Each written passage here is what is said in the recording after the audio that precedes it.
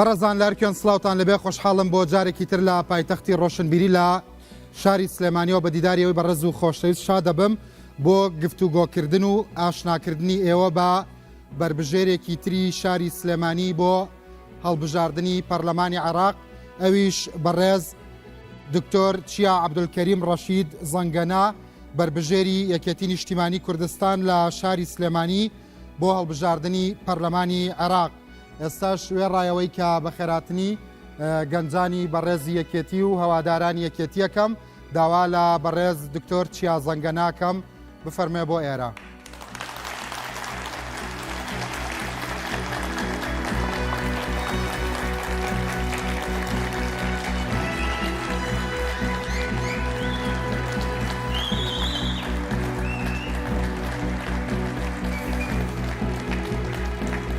فەرمۆ دکتۆر ئەگەر بیتە ئێرە سەرچاوم دکتۆر چیا سەرەتا چی بە و گەنجە حەماسیاناڵی کە لەگەڵ تا هاتوون و چی بە دەنگدەرانی کوردستان ئەڵێ؟ بەڵێ سڵاو بە ناوی خوای گەورە و کوردستانی پیرۆزەوە بەخێر هاتنی سەرجەم هەواڵان مەکەم لە یەکێتی نیشتیمانی کوردستان. لێرەوە سڵاو بۆ کەسوکاری سەربەرزی شەهیدان، سڵاو بۆ کەسوکاری سەربەرزی ئەنفال کراوان، سڵاو بۆ کەسوکاری سەربەرزی کیمیاباران، سڵاو بۆ هێزی پێشمەرگەی کوردستان، سڵاو بۆ ئێوەی جەماوەری بە شەرەفی یەکێتی نیشتیمانی کوردستان. بەخێر بێی دکتۆر، زۆر سپاس بۆ ئامادەبوونت. بفەرموو.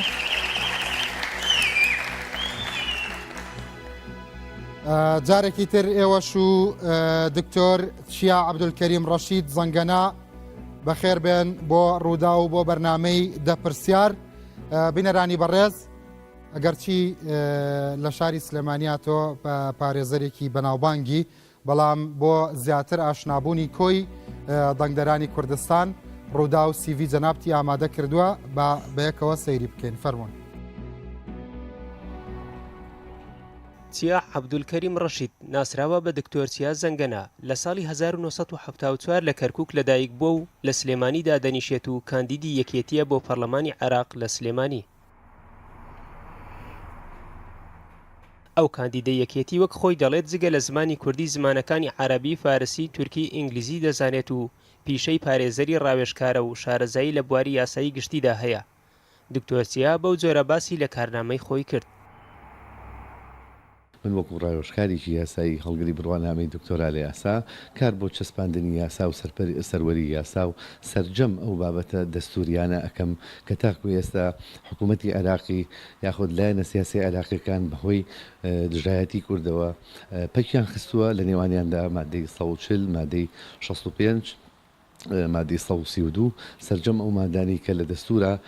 مافی گەلانی عێراق و بە تایبەتی مافی گەلی کوردی تیادا چەسپاندووە. دکتۆر چیا لە ساڵی 1999 بڕوانامەی بە کالیۆرۆسی لە بەغدا بەدەست هێناوە. لە زانکۆی ئێلس ئینتەرناشیۆناڵی نێودەوڵەتی لە ماوەی ساڵانی 2013 بۆ 2014 ماستەری لە یاسای گشتی بەدەست هێناوە. مامۆستای زانکۆی ئینتەرناشیۆناڵی لقی کوردستانە و مامۆستای زانکۆیە لە ئەکادیمای ئەلبۆرگ لە دانیمارک و مامۆستای زانکۆ بووە لە زانکۆی سانت کلیمنتسی بەریتانی و ڕاوێژکاری یاساییە لە هەمان زانکۆ. ئەو کاندیدە یەکێتی گوتی لە کاتی بوونی بە پەرلەمانتار لە بەغدا درێژە پێدەری کاری پەرلەمانتارە کوردەکانی دیکە دەبێت. ئێمە بە ئینسافەوە بۆ ئەوەی کاری هەواڵانی پێشووترمان یاخود برادرانی پێشووترمان نەسڕینەوە، ئێمە تەواوکەری کارەکانی ئەوانە بین، ئێمە درێژە پێدەری کاری پەرلەمانتارەکانی پێشووتری کورد و هەواڵانمانە بین لە پەرلەمانی عێراق و کار بۆ سەروەری یاسا و چەسپاندنی دەستورەکەین لەبەرەوەی سەرجەم ئاماژە نێودەوڵەتیەکان پێمان ڕائەگەێنن. ئێمە جارێکی تر لەم قۆناغەیە ئەبێت لە عێراقدا بمێنینەوە تاوەکو بتوانین مافەکانمان بەدەست بێنین. دکتۆر چیا کادیری پێشکەوتوی یەکێتی نیشتیمانی کوردستانە و ئەندامی سەندیکای پارێزەرانی کوردستانە، خاوەنی چەندین بڵاوکراوەیە بە زمانەکانی عەرەبی و کوردی لە ڕۆژنامە و گۆڤارەکاندا. بەڵێ بەڕێزان، جارێکی تر سڵاوتان لەبێت. ئێستاش ئەچینە لای بڕگەیەکی تر کە دەنگدەرێکی یەکێتی نیشتیمانی کوردستان لەگەڵ دوو دەنگدەری لایەنەکانی تر گفتوگۆیەکی گەرم و ڕاشکاو بەیەکەواکەن. دواتریش ئەگەر جەنابەت لەسەر گفتوگۆکە قسەت هەبوو حەزەکەم لەسەری هەندێک مناقەشەش بکەین فەرمونون بینەرانی بەڕاست.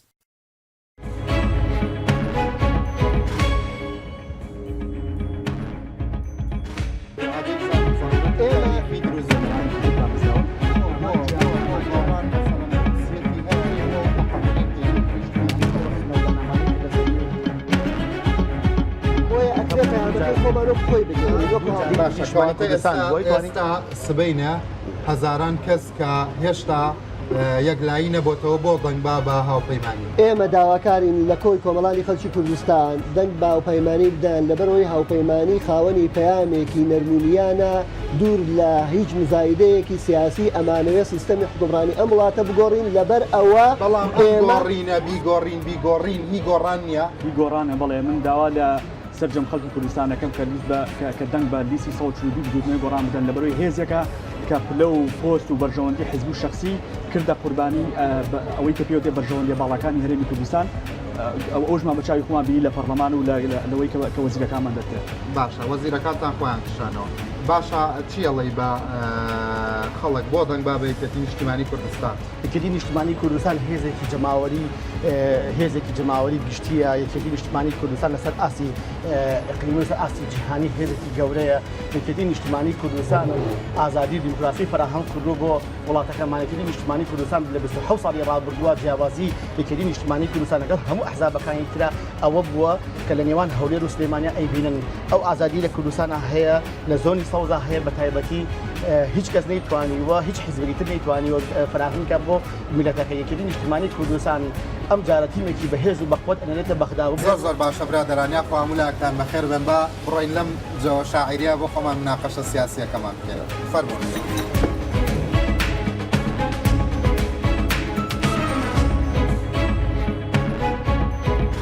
یاخۆ بەخێر بن برادەران بربژێری یەکێتی نیشتیمانی کوردستان میوانمانە بۆچی دەنگ بین بە یەکێتی نیشتیمانی کوردستان لەبەر ئەوە ئەم جارە پرۆسەیەکی سیاسی گەورە لە عێراقدا هەیە کە مەترسی گەورەمانە سەرە یەکێتی نیشتیمانی کوردستان هێزێکی گەورەیە هێزێکی ئەقلیمی و جیهانیە پێویستە دەنگدەری خۆشەویست دەنگ با بە یەکێتی نیشتیمانی کوردستان بۆ ئەوەی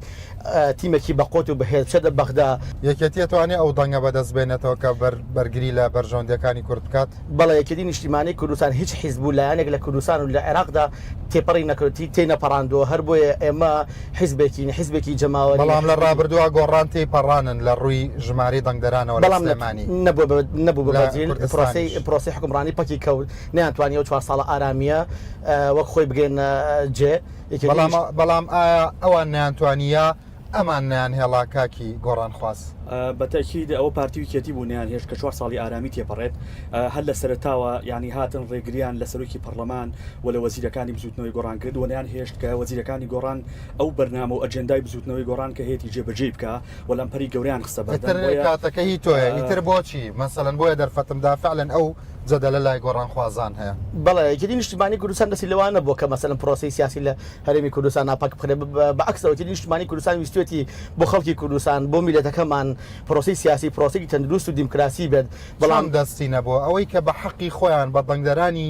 خۆیان بەدەستیان هێناوە لە شارێکی وەکو سلێمانیا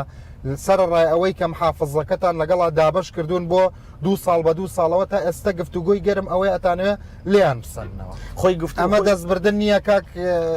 بەڵێ بەتەکید ئەوە پێشێلکردنی بنەماکانی دیموکراسیە چونکە هێزێک کە لە ناوچەیەک زۆرینەی بەدەستهێنا پێویستە دەسەڵات وەربگرێ بەڵام بەداخەوە برادرانی یەکێتی لە سەرەتا ینی کێشەیان دروست کرد بەڵام پشودرێژی بزوتنەوەی گۆڕان و گۆڕانخوازان توانی کە لە کۆتاییەوە ئەنجامە بەدەست هەموو ئەم شتانە کاریگەری هەیە لە سەردەنگەکانتان نەخێر کاریگەری سەردەنگەکان پێم وایە ئەوەی کاک بەهمن باسێکادوانیە لە حەقیقەتە چونکە یەکێتی نیشتیمانی کوردستان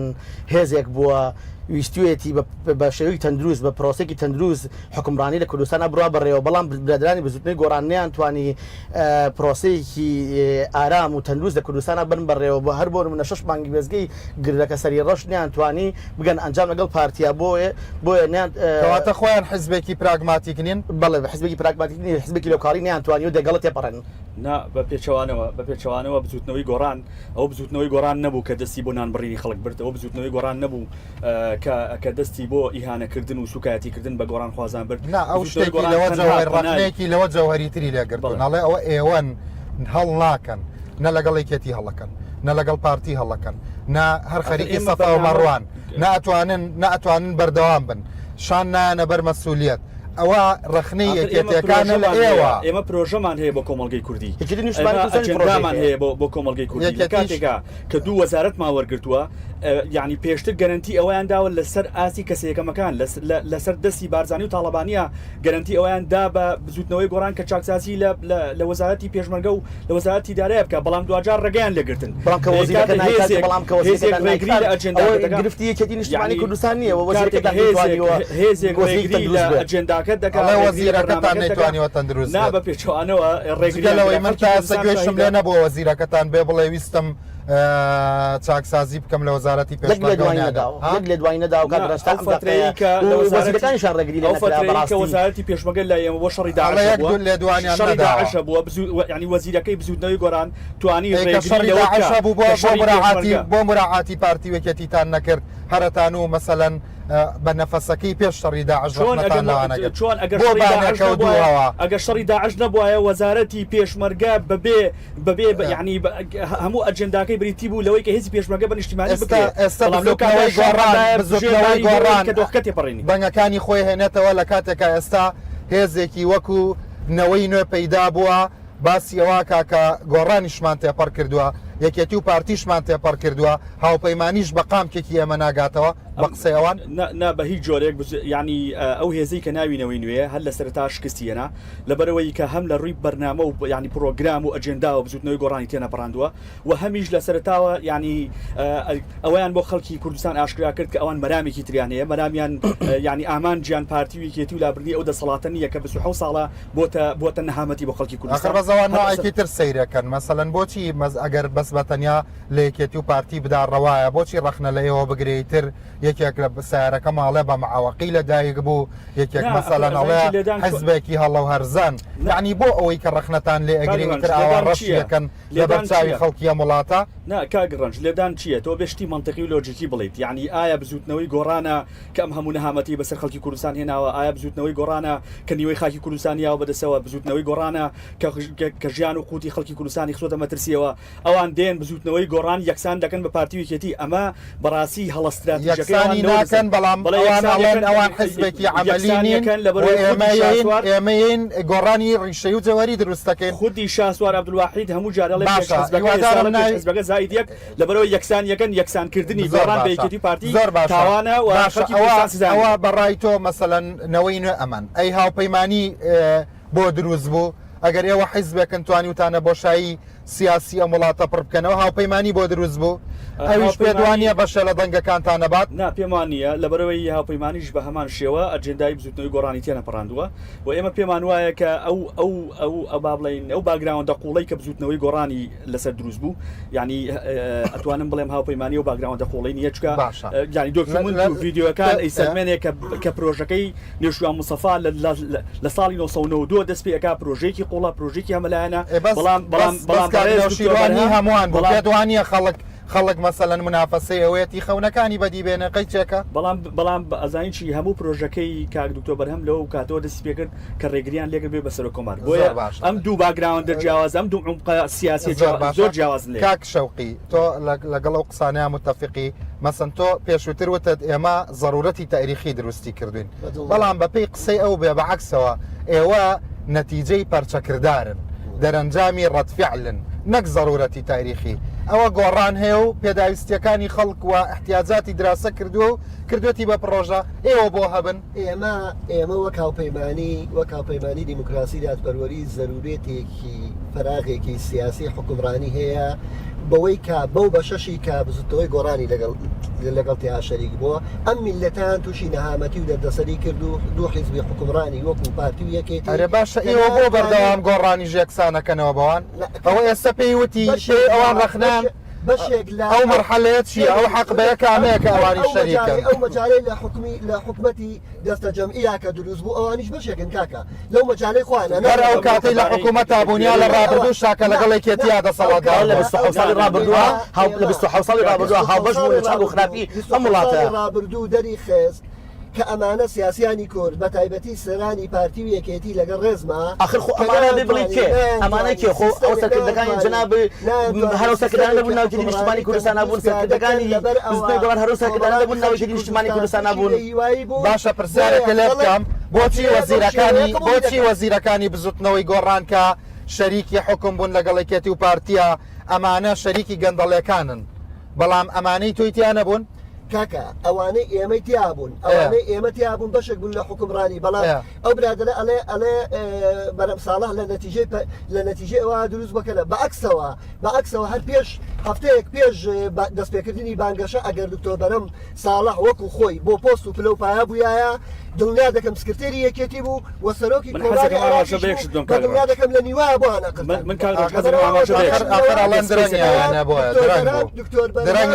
تازەکار ڕێکات ترازا بوو لە دوای ئەوەی من حەزەکەم ئاماژە بێکشتم میدیاکاری تۆ ناوە میدیاکاری متابعی ینی حملە و بانگەشەی بزوتنەوەی گۆڕان کردووە کاتی خۆی لە 25 حوتی 2009 کە دروست بووە ئێستش متابعی ئەم حملە و بانگەشەی بەڕێز دکتۆر بەرهەم بکە لە کاتی خۆیان ئێمە ینی ئەو برادرانە کاگنوشوان و ئەو برادرانی کە بزوتنەوەی گۆڕانی ڕاگەیان ڕاستە خۆ بە هێرشکردنە سەر دەسەڵات و سەر پارتی و کێتی دەستیان پێکرد بەڵام لە ئێستاە ئەگەر متابعی بانگەشەی بەڕێز دکتۆر بەرهەم کەی بە پاکانەکردن دەست پێکەواتە ئەڵێ جۆرێک لە جۆرەکان ئەڵێ کە من بەشدار پاکانە بکە ئەمە دوو ئیتیجاهی زۆر جیاوازە ئێوەکردازاتی زۆرە ئاشتەوایی کۆمەڵایەتی تێکداوە ئەزیزەکەم ئێمە لە نەتیجە لە وڵاتەوە ئەژین کە بەیانی لەسەر یەک مێزی گفتوگۆ کۆ ئەبینەوە باسی قەزیە و باسی دۆزی ڕەوای میلەتێک ئەەکەین ئێمە پێشبینیەکەی کە گۆڕان سبەینێش هاوپەیمانی ناکا لەگەڵ حزبەکان پێشوازی لە دروستبوونی هاوپەیمانیەکەی کوردستان زۆر وارد پێشوازی لە دروستبوونی هاوپەیمانیەکەی خوازەکانە ئێمە بەیەکەوە خۆیانیان ئەزانین بەڵام بە مەترسی لەسەر خۆمانیان نازانین بەڵامەوەڵێ حملەکەی ئێوە بە پاکانە دەسی پێ ئێمە بە پاکانە نییە ئێمە ئەوەی لە میدیا و ڕاگەیان شارەزابێت لە دژی کەسیش ئەوان بە کەشیرەکەن ئەو ئیفرازاتانێک ئەمان کەشیرەکەن لە چی هاتانەوە لەوان نەچن ئێمە لە ئاشتەوایی کۆمەڵایەتیە ئێمە بە پێشەوانەوە ئەو ئەگەر سەرنج بۆڵبژاردن یارمەتیم بە 5 ڕۆژی ماوە بۆڵبژاردن ئێمە وەکو ئەدایی هاوپەیمانی پێمان خۆشە ئەزانین لە دوای ئەوە ئێمە خەڵکی ئەم وڵاتین لە بۆتەی نیشتیمانێکە ئاژین بۆیە دوای ئەوە ئێمە هەمومان خزم و کەس و دۆست و ئەحبابیەکی لە وڵاتە ئەوی بیسەلبێنن کە ئەو ئاشتەوایی کۆمەڵایەتی ئێمە ئایلەکانی لێ ئێستاش کەسانەکانی لێ کردووە ئەو ئاشتەوایی کۆمەڵایەتی ئێمە دروستمان کردووە کە هەتا ئێستا پارێزگاری سلێمانی بەشداری بانگەشەی هەڵبژاردننی بزوتنەوەی گۆڕانی نەکردووە نوێنەرایەتی هەموو چین و توێژەکانی کردووە جیاواز لە هەموو پارێزگاکانی تری کوردستان ئەوە ئاشتەوایەتی کۆمەڵایەتیە کە بەڕێز ئێستا لە سلێمانیە لە دوای وەرگرتنی پۆستی پارێزگاری سلێمانی خەڵک دەستکا بە قسەکردن و بە بانگەشەوەی گۆڕان هەوڵی ئاشکردنەوەی خەڵک و حکومەتی داوە ئێستا پارێزگاری پێدوایە تۆ باسیێنە جیاوازی خۆتانت کرد پێ دوایە مەسەڵەن دەنگدەرانی گۆڕانە بن ئێمە بەڵێ بە زۆریش حەجمێکی زۆریش دەبێت من پێم وانە لەبەر ئەوە ئەو ماوەیە کە ئەوان کاریان تێدا کرد وەکو ئێمە میلەتێکی حین بە تایبەتی ئەم دەڤەرە یعنی بەجددی خەڵک داوای کردارەکە داوای ئەوە ئەکاکە ئەوان بۆ کرداریان نییە ئەوان کردیان وەکو پێویست نەبوو بۆیە خەڵک هەڵوێستەکە ئەدای ئەگۆڕێمە ساڵێکی سێمان لە حکوومەتەوەن قوربان و دوو وەزارەتمان وەرگرتووە و ئەم دوو وەزارەتە ڕێگریمان لێکراوە کە ئەجەندا و بەرنامەی خۆمان جێبەجێ بکەین پەرلەمانی کوردستان ئەزای پەرلەمانی کوردستان کە داینەمای گۆڕانکاری مەجالێکی بەنگدەرەکەی یەکێتی نیشتیمانی کوردستان بن پێ دوایە لە نەتیجەی ئەمەی کە هەنێ حیزب ناوێنێ فەوزا پێ دوایە یەکێتی جارێکی ترکە خیتابی گەڕانەوە بەدەزێنانەوەی ئایندەی هەیە چه ئیسفایەت دەیەک لەم فەوزایە ئەکا و تا چەند دیسپلینیەکە خۆی بەگوبان کاگەڕنج حەزەکەم لەوە دەست پێکەم ئەم دوو برادرە ناقەشەیەکی جدیان کرد لەسەر ئەو مۆزوعانە هەردوو حیزبەکەی ئەمان نانە یەکێتی ئەڵێ ئایندە بەدەسێنمەوە پێ دوایە ئەمان واقعین لە مخاتەبەی خەڵکە یان ناواقعین و یەکێتی کار لەسەر ئەماکە بۆ بێگومان ناواقعین ئێمە یەکێتی نیشتیمانی کوردستان کار لەسەر ئەوە ئەکا دەنگدەرەکانمان دەنگدەرە خۆڵەمێشەکان لە کوردستان ئەبێ درک بەوە بکەن کە یەکێتی نیشتیمانی کوردستان بووە سنوورەکانی کوردستانی لەدەست داعش لە هێزێکی تونڕەوی زۆر باشە کەواتە یەکێتی تەسەوەرەکەی کوردستان زۆر باشە دو قسەت چیەک ڕستە یەکێتی نیشتیمانی کوردستان ئاینده بەدەست ئەهێنێتەوە لەبەرەوە هێزێکی بەقوەت و تۆکمە من ئەڵێم دنیا کۆنە تازە نییە 26 ساڵی حکومڕانی ناتوانانی ئەمە بکات خێرە لەم پێشمانگەشە ئەتوانین تۆ چیڵێ لەم لە سلێمانی فەوزانیە ئەمە یەک دووەم لایەن وایەنەوەی گۆڕان هێزی گۆڕینی تێدایە و بە ئیرادەیەکی بەرزی گۆڕانکاریەوە بەردەوامە لە 26 ساڵی ڕابردوو شایەتی نیشتیمانی کوردستان جێگەدەستی دیار بووە ڕەنج بەخێر بن سەر چاوەکانم زۆر سپاس.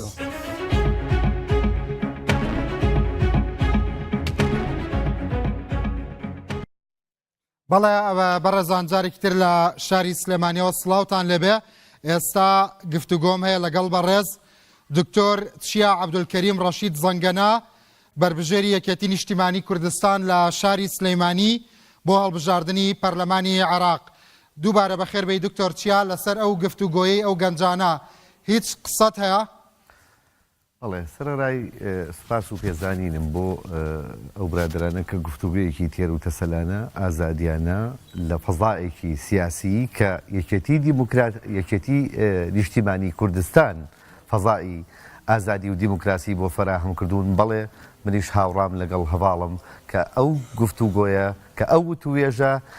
لە فەزایی یەکێتی نیشتیمانی کوردستاندا نەبێت لە هیچ فەزایەکی سیاسی لە عێراق و لە ناوچەکەدا نییە. بەڵێ خۆتەزانی من لەبەرەوەی هەمووتان لە قسەکانتان ناجەنابیشە لە سیڤیەکە تاوتت چەکی ئێوە دەستورە پرسیاری دەستوریم هەیە بۆ پەرلەمانتاران تا چەند لەگەڵ ئەوەیە کە لە ماس میدیاوە پرسیاری دەستوری لە کاندیداکان بکرێت و معریفەی دەستوریان بخەنە ڕوو بۆ دەنگدەرانیان وەکو پارێزەرێک. من بەڕاستی زۆر هاوڕام لەگەڵ ستایل و ئەدا و شێوازی بەرنامەکە. ئێمە لە کۆمەلگایەکی سەردەمیە دەژین لە کۆمەلگایەکی مۆدێرنا دەژین دەمانەوێت میلەتی کورد هاوشێوەی میلەتانی دنیا بەڕاستی بربژێر و کاندیدی بەهێزیان هەبێ بۆ پرسیینەتەوەی خۆیان. بۆیە من دەکەس مەسەلەن ڕخنەیەوە لە پرۆگرامەکە ئاگرن چ پێویستەکە مەسەلەن پرسیاری دەستوری بکرێ یا بەعزە پرسیارێ بکرێتەوە چیڵێ ئێمە وەکو کەسێک کە هەردوو کولتورەکە دیوە کولتوری ماس میدیای خۆراوە و لێرەش هەندێک جارات بینم لە تەلەڤیزۆنەکان وەک کادرێکی پێشکەوت و یەکێتی نیقاش و شتەکەی. بڵێ با بڕوانینە سەرجەم میدیاکانی ڕۆژاوە میدیا پێشکەوتووەکان میدیاکانی BBC CNN ئەو میدیایانەی کە کاریگەریەک و پانتاییەکی تەواویان هەیە لە کاری میدیایی لە سەرجەم جیهان و ڕۆژاوە و ڕۆژهەڵاتی ناوڕاستە. با ببینین بزانین چۆن ئەو کاندیدانە دەخرێنە بەردەم چەندین پرسیاری جودا جودا و جیاواز و چەندین فلتر بۆ ئەوەی میلەتوانە من ئەگەر وەکو سکای نیوز و فۆکس نیوزوانە پرسیارم کردا ئەبووە وڵاتە بەجێ بێڵم. بێگومان ئێمە ئەبێت دەستخۆشی لە هەموو نوێگەریەک و تازەگەریە بکەین کە لە میدیایە بێ چونکە یەکێتی نیشتیمانی کوردستان لە سەردەمی شاخەوە باوەڕی بە ئازادی مەبەستم کەڵچەری ئێمە بوو بۆ تێگەیشتن لە وەزیفەی ماس میدیا. بێگومان باشە لەگەڵ جەنابتا جوملەتەن و تەفسیلەن. سپاس دکتۆر چیا بەخێر بەسەر چاوم. دکتۆر چیا زەنگەنا خۆت وەکو پارێزەرێک هەندێک جار چوویتەتە ناو ڕەنگە قەزیێشە هەبوو بێ لەسەر مەسەلەی نیزاعی موڵکیە و لە هەمان کاتدا ئەوەی لە سیڤەکە تابینیمان وەکوی کە لە کەرکووکیش لەدایک بووی ئەزانی کە کێشەی مڵکداری لە لای ئەوە کێشەیەکی گەورەی سیاسی بوو و سیاسی شەتاوەکو ئەمڕۆ دەستوری عێراق چۆن باسی کێشەی مڵکداری کردووە؟ بەڵێ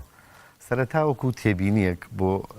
بەرنامەی بەڕێزت سەرڕای دەستخۆشی چونکە ئێمە ڕەخنەکانمان دەبێت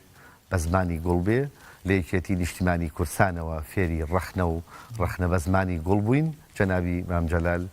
فێری کردین کە دەیوت ڕەخنە لە خۆمەوە دەست پێ بکەن ڕەخنە لە خۆمەوە بگرن کەواتە من تەنها تێبینیەکەم ئەوەیە ئێمەی بربژێری ئێمەی کاندیدی سەرجەم لایەنە سیاسەیە کوردستانیەکان لەبەر ئەوەی چەکی ئێمە چەکی دەستور و یاسا و میتۆد و عقل و حوار و دیبلۆماسیەت و گفتوگۆیە لەگەڵ هێزە عێراقیەکان بۆیە پێم خۆش بوو ئەو کاندیدانی دەهاتنە ئێرە میوانداری بەڕێز تیان دەکرد لەگەڵ ڕێز و حرمەتم بۆ هەمویان لە هەچ لایەنێکی سیاسی بن تەنها بۆ 2 دقیقە بتوانن بە زمانی عەربی قسە بکەن بۆی بتوانین شەڕی دەستوریمان شەڕی گفتوگۆ و حیوار و یاسا بێ. باشە ئەمە پەیوەندی بەوە نییە کە خۆ عەربیەکی باشە زانی بۆیە هەموو کاندیداکان من لە سەریان بیکەم بۆ شەڕ. من ئەوە ناڵێم لەبەر ئەوەی ئێمەی کاندید کە ئاخر لەوانەیە باوەڕ کە دکتۆر چیا من مناقەشەیەکی ئەومان کرد حتا ئەم بەرنمەیە کە بەرنمەیەکی سۆفتە لەبەری لە کولتوری سیاسی ئەمەیە چەند ساڵە کاندید ئەڕوا مەسەلەن بەبێەوەی نیقاشی لەگەڵ کرابێت. ئێستا من خۆشحاڵم دوای ئەم پرۆگرامە سەرکردەی گەورەی حیزبەکان کە لە کۆتایی بە ئەخیر حەڵقەما باسێکەم ئەڵەن ئەم بەرنمەیە وای لێ کردین ئێمە لە هەموو حیزبەکان یەکێتی پارتی حیزبەکانی تر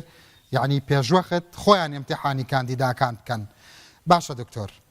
پرسیارەکەم بیرمە بەرەوە ترسم دیبلۆماسیانە مەشغوڵم کێشەی مڵکداری لە لای ئێوە کێشەیەکی گەورەی سیاسی بوو لە کەرکووک و لە بەشێکی زۆری کوردستان دەستوری عێراق چۆن باسی مەسەلەی مڵکداری کردووە. عێراق لە دوای دروستبوونیەوە لە ساڵی 1920ەوە 5 دەستوری هەبووە 2 دەستوری عوسمانی لە 1960 پاشان دەستوری مەلەکی لە 1925 دەستوری 58 دەستوری 68 دەستوری 7 دەستوری هەڵبژێرراوی کۆمەڵانی خەڵکی عێراق بە گەلی کوردەوە لە 2005 کە زۆرینەی گەلانی کەواتە دەستوری عێراق چۆن باسی مڵکداری کردووە لە مادەی 23 لە دەستوری عێراقی کە پێک هاتووە زۆر تەواو مادەکە بڵێ لە مادەی 23 کە دەستوری عێراقی لە 144 مادە پێک هاتووە لە چەندین باب و بڕگە و فقرات مادەکەت تەواوە چۆن باسی مڵکداری کردووە تەفاسیلەکەی مڵکدارێتی مڵکیەتی هاوڵاتی لە عێراقا بە پێی دەستور پارێزراوە بۆی هەیە حەقی ئینتیفاع بەکارهێنان ئیستیغلال تەسەڕف سەرجەم ئەمە زۆر تەواوە بەڵام بەرگەکانی تری بە پێچەوانەی یاسانە بێت باشە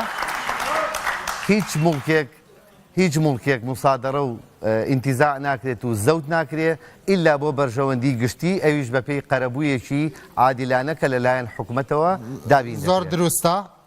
بەڵام هێشتا مایەتی مڵکدارێتی لە عێراقا بۆ ئەغرازی منفعی عامە جێبەجێ دەکرێت ئەویش بە قانونێکە بێ تەنظیم کرێت لە چوارچێوەی دەستورە. زۆر سپاس طبعاً زۆر تەواوە بەڵام بێگومان تۆ لەبەریڵی من لەبەر دەستمە جگە لەوە ئەگەر ئیزافەیەکی لە فقه و لە فەلسفەی قانونە پێمان دەڵێن یاساناسان و دادوەران و شارەزایان دەڵێن العبرة في المقاصد والمعاني وليس في الألفاظ والمباني. زۆر باشە دکتۆر وەڵامی پرسیارەکە زۆر تەواوە بەڵام پرسیارێکی ترم لا دروست بوو لە دەستوری عێراقا تۆ لە قەبی زەنگەنەت پێوەیە طبعاً زەنگەنەیەکێکە لە عەشیرەتە گەورەکانی گەرمیان کە زۆرترین قوربانی و ئەنفالیان هەیە و لە کەرکووکیش زۆرن دابەش بوون لە زۆر ناوچەی کوردستان بەڵام لە ناوشوان و کەرکووک و ئەو مەنتیقانە زۆر زیاترن. لە دەستوری عێراقا چۆن باسی عەشیرەتەکان کراوە و چه ئەرکێک خراوەتە سەر دەوڵەت بەرامبەر بە عەشیرەتەکان مادەکە مهم نییە بەس ناوەڕۆکەکەی بە جەنابیشتەوە کە خۆشحاڵم بکەوەی کە زەنگەنەیت و خەڵکی گەرمیانی قارەمانی و خاوەنی پشکی شێری لە قوربانیدان لە ئەنفال بە جەنابی مام جەلالیشەوە کە لە هەموو وتارێکا دەیوت من زەنگەنەم و ڕەچەڵەکی ئێمە ئەوکو عەشیرەتی تاڵەبانی دەگەڕێتەوە سەر مەلا مەحموودی زەنگەنە. بەڵام قەت باسی عەشیرەت ناکەمەوە ئەم کەشفی کرد کە منیش زەنگەنەم بەڵام بە شانازیشەوە عەشیرەتێکی دیار و ئەوەن بەڵێ من ئەگەر ڕێگەم پێ وەڵامەکە جارێ وەڵامەکە چۆن باسی عەشیرەت کراوە لە مادەی 45 لە دەستوری عێراقی باسی عەشیرەت زۆر بەڕاشکاوی کراوە کە عەشیرەتەکان هۆزەکان باش ئەم مادەیە لە پەناوپەسێرە لەبەری عەشیرەتگەریەکە یەکسەر ڕقەمەکە و زانی بابەتێکی دەستوریە وەڵا ئەمە دەستور وەڵامەکە زۆر تەواوە باشە زۆر سوپاس بۆی لەوە زیاتر لەسەر ئەوە نەوەستم دەرفەتت بەم باز لە ئەجندای حیزبەکەشت بکەیت من دەرفەتت دەدەمێت دکتۆر چیا کاتەکەی جەنابتە دواتر بینەرانی بەڕێز ئاسۆ سەراوی ناوبڕمە بەڕێزان پاش ناوبڕێک ئەگەڕێمەوە.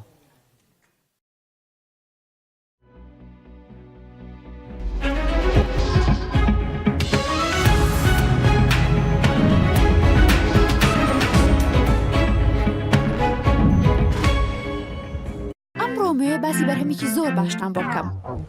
بیرم چوو تکایە ئاوم پێ بدەن. ئەمڕۆ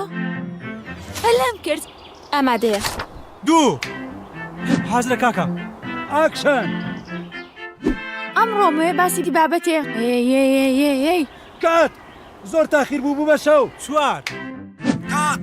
چواردە.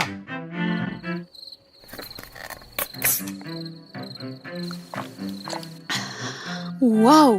دێلاڤیێ تامی چەند خۆشە.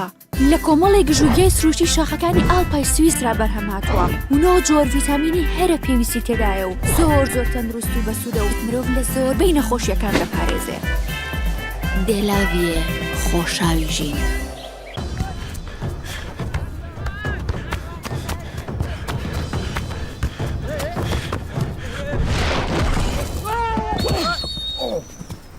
باشی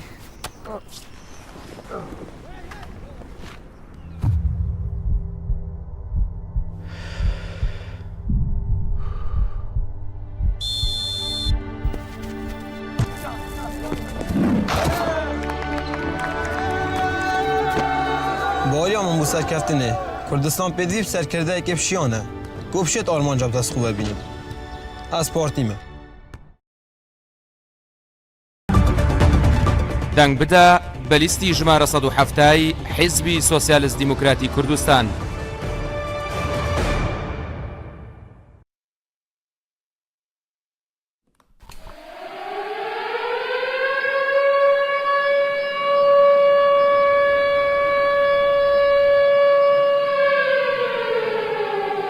سەفین لە بندێویە چەکی لە بنایە.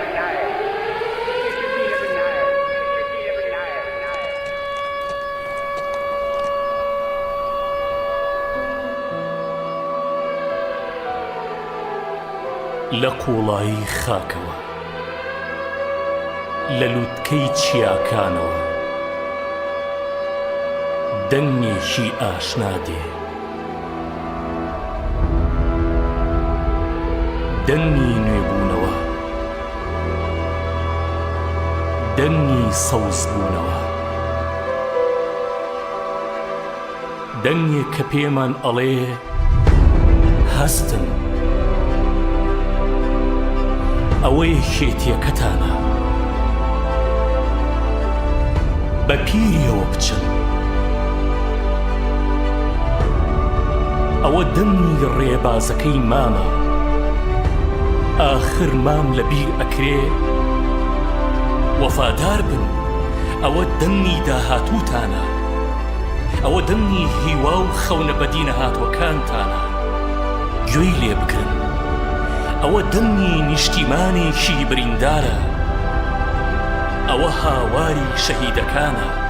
بڵێ شەهیدەکانمان لێیا چێ یەکێتیەکەتان ڕۆژگارێکی دژوار دەژی تاوان دەخرێتە پاڵی بێوەفایی لەگەڵ ئەکرێ زوڵمی لێ ئەکرێ زوڵم بەڵام لەسەر بەردیش بێ ئەڕوێتەوە سەوزتر ئەبێتەوە وەک ئەسپێکە چەندیش بگلێ هەڵدەستێتەوە بە گشت ڕەشەباکاندا ئەچێتەوە هەر وەکو شاخ بە پێوە وەستاوە شاختان دیوە بکەوێ ئەو مەشخەڵی کە لە ڕۆژە تاریکەکانە داگیرسا هەردەمێنێ و هەردەمێنێ ڕۆژێکیش دێ هەموو ئەم کوردستانە ڕووناک بکاتەوە زۆر نزیکە ئەو ڕۆژە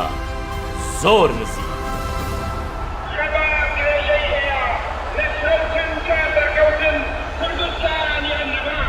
ئێمە یەکێتین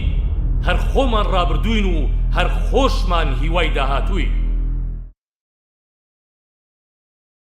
لەگەڵ LG ڕێگەکەت کە بە چیرۆک باکڕینی مۆبایلێکی LG بەشدار دەبیت لە هەلی بردنەوەی ئۆتۆمبیلێکی مۆدێل 2010 و چەندین خەڵاتی تر. ئەسێ تاکە بریکاری مۆبایلی LG لە عێراق. ئایا مەبەست لە بەدەستهێنانەوەی ئایندەمان چییە؟ لە کاتی سەرکردایەتی مام جەلالدا کوردستان ئایندەیەکی پرشنگداری هەبوو. لە ئێستادا ئەو ئایندەیە لە ژێر مەترسیدایە. بۆیە پێویستە تیمێکی بەهێزی یەکێتی بنێرینە بەغداد بۆ بەدەستهێنانەوەی ئایندەمان. واتە دەتوانین کوردستانێک بنیادنین کە ئایندەیەکی ڕۆشن و بژاوی هەبێت. بە بەدەستهێنانەوەی ئایندەمان لە بەغداد دەتوانین بارودۆخی ئابووری بگۆڕین. دەتوانین خزمەتگوزاری زیاتر پێشکەش بکەین. داکۆکیکردن لە مافەکانی خەڵک لە پێناو ژیانێکی باشتر بۆ هەموو هاوڵاتیان. دابینکردنی هەموو پێداویستەکانی هێزە ئەمنیەکان. بەهێزکردنی دامەزراوە دیموکراتیەکەمان. بنیادنانەوەی سێکتەرێکی نوێ بۆ کوشتوکەڵ.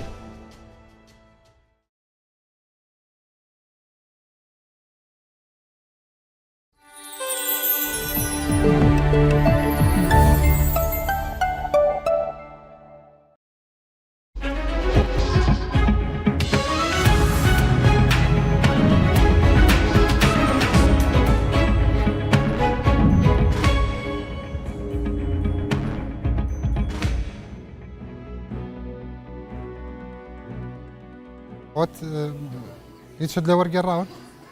بەڵێ هیچت لێ وەرگێڕاون؟ من خۆم نەوەڵا من خۆم نەوەڵا بەڵام زیاتر زۆر باشە با بڕۆینەوە بۆ لای سیاست. بینەرانی بەڕێز ئەوە لە ناوبڕەکانە هەمیشەش باسی سیاست نییە، باسی شعری نزار قەبانی و ڕۆژگاری تەلەبایەتی ئەومانە کرد لە بەغدا. بینەرانی بەڕێز بەردەوامم لەگەڵتان لەگەڵ بەڕێز دکتۆر چیا عەبدولکەریم ڕەشید زەنگەنە بربژێری یەکێتی نیشتیمانی کوردستان لە شاری سلەیمانی بۆ هەڵبژاردننی پەرلەمانی عێراق. دکتۆر بۆ خۆ تەزانی مادەی 140 بەڕاستی ئەمەندە قسەی لەسەر کراوە، بەڵام لە ئاستی کردداریە بەقەدەر بەرپرسیارەتی کورد نەبووە ئیشکردن بۆی. بۆیە پرسمۆک و پسپۆڕێکی یاسایی و کەسێکی خەڵکی کەرکووک و کاندیدێکی شاری هەڵمەت و قوربانی چیەکەی لە ڕووی پاڵپەیوەنانی یاساییەوە بۆ جێبەجێکردنی مادەی 140 کە ئێستا 11 ساڵ بەسەر کۆتایی هاتنی ماوەی دیاریکراوە بۆ جێبەجێکردنی تێپەڕیوە. لە ماوەی ڕابردووشە کەسانێکی شۆڤێنی لە پەرلەمانی عێراق تەنانەت دەیانوت ئەو مادەیە مرد. بەڵێ بێگومان مادام دەستوری عێراقی دەستوری ساڵی 2005 قائمە نافیزە کارپێکراوە و سەرجەم گەلانی عێراق بەگەڕانەوە بۆ بنەماکانی دیموکراسی ئێمەی کورد بە 50-65 کورسیەوە هیچمان پێ ناکرێ بێ لەسەر بنەمای تەوافق کار بکەین. ئەم مادەی 140 لە مادەیەکی دەستوریە لە دەستوری دەنگ پێدراوی گەلانی عێراقەوە دانی پیادە نراوە کەواتە ئێمە ئەبێت لە بەغدا لەسەر بنەمای تەفعیل و لەسەر بنەمای گفتوگۆ و لەسەر بنەمای کارکردن بۆ زیندووکردنەوەی ئەو مادەیە کە عەرەبە شۆفێنەکان و کە هێزە عێراقیەکان و کە هەردوو حکوومەتەکەی مالکی و عبادی بربەست و لەمپەریان دروستە کرد بۆ جێبەجێکردنی مادەی 140. ڕەخنەت لە حیزبەکەی خۆت و پارتی دیموکراتی کوردستان نییە کە زۆرترین پۆستان هەبوو لە دەسەڵاتی تەنفیزیە، بەڵام مادەی 140 جێبەجێ نەکرا لە کاتێکا بوو لە ساڵی 2010دا تقریبان پاری بۆ تەخسیس بکردا و حەسم بکرا. بەڵێ بێگومان یەکێتی نیشتیمانی کوردستان کە حیزبەکەی خۆمە هەوڵ و کۆششی تەواوی داوە بۆ جێبەجێکردنی مادەی 140 و چەند قۆناغێکیشی جێبەجێ کرد لەو مادەیە. بەڵام ئەو پرسیارە ئەبێ لە سەرۆکی هاوپەیمانی بکرێت کە جێگری سوڵتەی تەنفیزی بوو بۆ ماوەی 2 ساڵ دوو ژوورەکەی بە تەنیشتی ژووری مالیکیەوە بوو کە نەیتوانی جێبەجێ بکات. سوڵتەی تەنفیزی مادەی 140 جێبەجێکە نەک پەرلەمان. بۆچی ئەوانەی کە جێبەجێ نەکراوەی خەنە ئەستۆی بەرهەم ساڵح، بەڵام ئەوانەی کە بەرهەم ساڵح کردوێتی ئەڵەن مڵکی ئێمەیە؟ بەرهەم ساڵح نوێنەری یەکێتی نیشتیمانی کوردستان بوو و کارنامەی یەکێتی نیشتیمانی کوردستانی جێبەجێ کردووە. پشکی شێری بەرکەوتووە لە پۆستی سیاسی و سیادی حکومیە. لە ڕووی یاسایی و دەستوریەوە گرنگترین ئەو پێشێلکاریانە چین کە دکتۆر چیا زەنگەنە ئێوێ کە چووە پەرلەمان کاری لەسەر بکا بۆ بەرژەوەندی کوردستان؟ بێگومان کارنامەی دکتۆر چیا زەنگەنە وەکو کاندیدی ژمارە 19 لیستی 162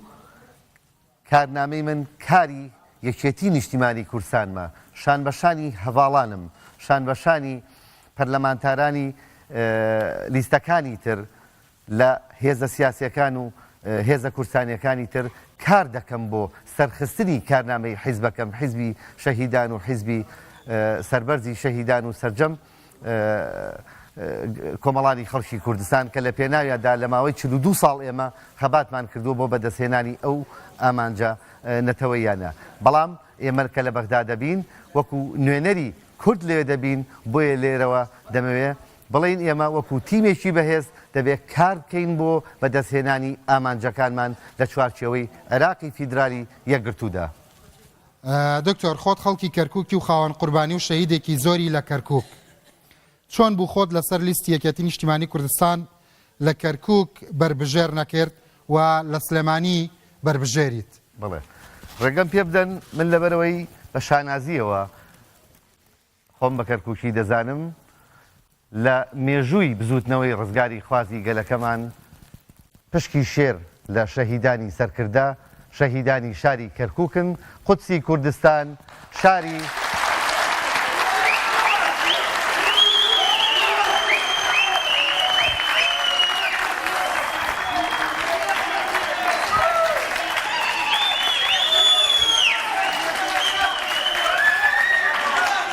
کەواتە وەڵامی پرسیارەکەم چییە؟ شاری شەهید جعفەر عەبدولواحید و فەرموو ئازاد هەورامی و شاری جەنابی مام جەلال کە 42 ساڵ سکرتێری یەکێتی نیشتیمانی کوردستان بوو بۆ 2 خولی سەرۆکایەتی کۆماری عێراقی کرد کەواتە منیش لە شاری هەڵمەتی قوربانیەوە پێیان دەڵێم ئێمە نوێنەری کەرکووک و سەرجەم ناوچە دابڕێراوەکان و سەرجەم کۆمەڵانی خەڵکی کوردستانین. زۆر باشە بۆ خۆتە زانی لە شاری سلێمانی چەند لیستێکی بەهێز هەن بەڵام ئێوە وەکو یەکێتی نیشتیمانی کوردستان کام لیست بە ڕکابەری سەرەکی و ڕاستەقینەی خۆتان نەزانن وەکو یەکێتی نیشتیمانی گۆڕان یان هاوپەیمانی بەڕاشکاوی وەکو یەکێتی نیشتیمانی کوردستان ئێمە لەبەرەوەی حیزبێکی کاریگەری خاوەن قاعیدەیەکی جەماوەری خاوەن مێژوویەکی پرشنگدار پڕ لە سەروەری هیچ لە لیستەکانی تری شاری سلەیمانی بە ڕکابەری خۆمان نازانین ئێمە خاوەن هێز و خاوەن دەنگ و خاوەن ئیرادە و خاوەن پێگەی سیاسی خۆمانین لە هەر چوار پارچەی کوردستان و لە ڕۆژهەڵاتی کوردستان و لە ڕۆژهەڵاتی ناوڕاست و لە ناوچەکەش لەبەرەوە لیستی یەکێتی نیشتیمانی کوردستان لیستی یەکەمی ڕکەبەرایەتی ئەم هەڵبژاردە دەبێت لە هەرێمی کوردستانە. باشە ئاخر بەس لە ڕووی لۆجیکیەوە بۆ خۆتە زانی دروستبوونی بزوتنەوەی گۆڕان لە ساتەوەختی خۆی و لە هەڵبژاردنەکانە کاریگەری گەورەی لەسەر دەنگەکانی یەکێتی نیشتیمانی کوردستان هەبوو. ئێستا چۆن لیستی هاوپەیمانی بۆ دیموکراسی و دادپەروەری کاریگەری لەسەر دەنگەکانی یەکێتی نابێ لەسەر بنچینەی چی پێدوایە لە سلەیمانی ئەوان ناتوانن دەنگی یەکێتی نیشتیمانی کوردستان بەرن لەبەرەوەی لیستەکانی تری کە لە ڕەحم و ئامێز یەکێتی نیشتیمانی کوردستانەوە هاتوونەتە دەرەوە بێ ئەجندا بێ فەلسەفە بێ بەرنەما بێ ئەزمون ئەوانەی کە یەکێتی نیشتیمانی کوردستان هەموو مقەومات و هەموو ئیمکانیاتی خۆی بۆ خستبوونە بەردەستیان هێزێکی وەکو یەکێتی نیشتیمانی کوردستان لە پشتیانەوە بوو نەیانتوانی هیچ بکەن و یاخی بوون و چوونە ماڵەوە دانیشتن ئێستا شۆڕشێکیان پێ بەرپا ناکرێ شۆڕشی کوردایەتی و قارەمانێتی لە تومەلیکەوە یاخود سەر شەستێکەوە تا تاسڵجە نییە هاوکێشەی سیاسی لە هەرێمی کوردستانە لە ئەبێ بە کاریگەری یەکێتی نیشتیمانی کوردستان جێبەجێ بکرێ بە ڕۆڵی یەکێتی نیشتیمانی کوردستان دروست بێ هەر یەکێتی نیشتیمانی کوردستانی دەتوانێت ئامانجەکانی گەلمان بەدیبێنێ. هێرشی هێزە عێراقیەکان بۆ سەر کوردستان و ڕووداوەکانی 16 ئۆکتۆبەر لە باشووری کوردستان بەگشتی و لە کەرکووک و سلێمانی نابنە هۆی کەمکردنەوەی دەنگەکانتان یان هیچ کاریگەریەکێ بێت؟ بە پێچەوانەوە یەکێتی نیشتیمانی کوردستان لە پێناو ڕاگررتنی گۆماوێک لە خوێن لە پێناو دووبارە نەبوونەوەی کارەساتی تر بەسەر چەندین شاری خۆشەویستە هێرشکردنە سەر هێرشی لایەنە سیاسێک عێراقیەکان هێزە چەکدارەکان میلیشیات و مەنزومەی ئەسکەری عێراقی بۆ سەر ئەو شوێنانە ئێمە بە شانازیەوە دەڕوانینە ئەو بابەتەی کە توانیمان ڕێ لە داگیرکردنی خاک و ڕێ لە ئاوارەبوون و دەربەدەرکردنی خەڵک بگرین. ئەوە ئێمە نین کە شکستی عسکەری بێنین، ئەوە ئێمە نین لە سەنگەرەکانە سەنگەر بدۆڕێنین و سەنگەر بەجێبێڵین. ئێمە تووشی شکستی سیاسی بووین، نەک شکستی عسکەری. دکتۆر وەکو دکتۆر چیا زەنگەنە بربژێری یەکێتی نیشتیمانی کوردستان بۆ پەرلەمانی عێراق لە شاری سلێمانی تا ئێستا سەرسامی بە شێواز و هەڵمەتی بانگەشەی چه حیزبێک بێگومان ئەگەر بە یعنی لە دەرەوەی تەحەیوز یعنی وەکو کەسێک لە دەرەوەی گەمەکە سیر بکەیت وەکو خوێنەرێکی سیاسی یاخود وەکو مشاهیدێکی ئەم دیمەنە ئەم مەسرحە سیاسیە سەیری بکەم جایە لەگەڵ ئەوەی کارنامە و بەیاننامەی حیزبەکەی خۆم لە سەرەتاوە بانگەواز و بانگەشەی هەڵمەتی هەڵبژاردننی هێمنانە و مۆدررنانە و سەردەمانە و ئارامی کردووەکە بەڕاستی ئەمە جێگەی دەستخۆشیە بۆ حیزبی یەکێتی نیشتیمانی کوردستان هەستەکەی یەکێتی هێرشیەکرێتە سەر یان یەکێتی لە بەردەم هێرشدایە. من ئەو پرسیارە دەکەم بۆچی ئەو لایەنە سیاسیانەی کە تازە هەڵتۆقاون کە تازە لە چەند ماوەی چەند هەفتەیەکە هاتوونەتە سەر شەقامی سیاسی دژایەتیکردنی یەکێتی نیشتیمانی کوردستان بە ئامانجی گەورە دەزانن لەباتی ئەوەی کە ئامانجی گەورەتر خزمەتکردنی کۆمەڵانی خەڵکی کوردستان و بەدەستهێنانی مافەنەتەوەیەکانمان بێ هاتوون دژایەتی یەکێتی نیشتیمانی کوردستان بە ئامانجێکی گەورە دەزانن کەواتە زۆر بچووکترن لە یەکێتی نیشتیمانی کوردستان و قەت ناتوان دژایەتی ئەمە بکەن.